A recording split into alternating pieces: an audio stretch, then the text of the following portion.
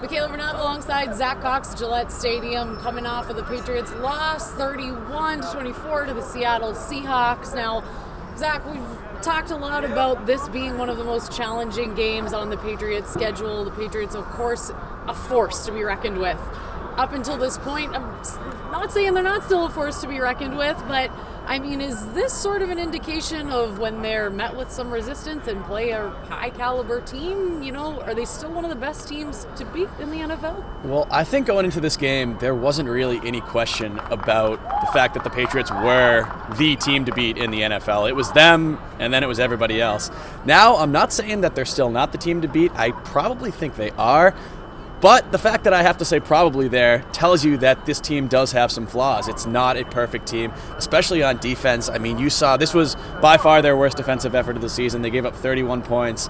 Their secondary was just gashed all night. And the Seahawks are a good team. The Seahawks are in that echelon either with the Patriots or maybe even right a little bit below it. Patriots have some work to do if they want to contend for a Super Bowl, which is what everybody's expecting here. They got to fix the defense. Well, the Seahawks, though, I mean, I wouldn't say that they're, as you just said, maybe a little bit below. They're not above, even though they just beat the Patriots. I would say this is, when you look at the beginning of their season compared to the Patriots' beginning of their season, this is maybe a case of the Seahawks really just showing up for the occasion and performing on a big stage against the team to beat. Yep, yeah, it's hard to tell you can't take a ton away from just one game. I mean, this was the same Seahawks team that had 30 yards rushing last week. That really just looked terrible on the offensive line. That looked like they had some real flaws. But, I mean, they're looking good right now. Russell Wilson is finally looking healthy. The offensive line played very well tonight, even though Russell Wilson did get sacked once or twice. But, I mean, going to the Patriots, it's the defense. The offense is fine. The offense, I mean, they only scored 24 points, but they were moving the ball all night.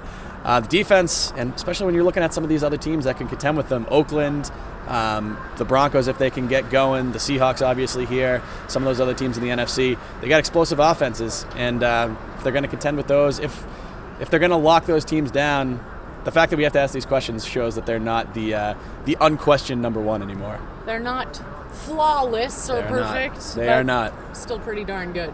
Zach, thanks. Make sure to keep it on NESN.com for all your Patriots news.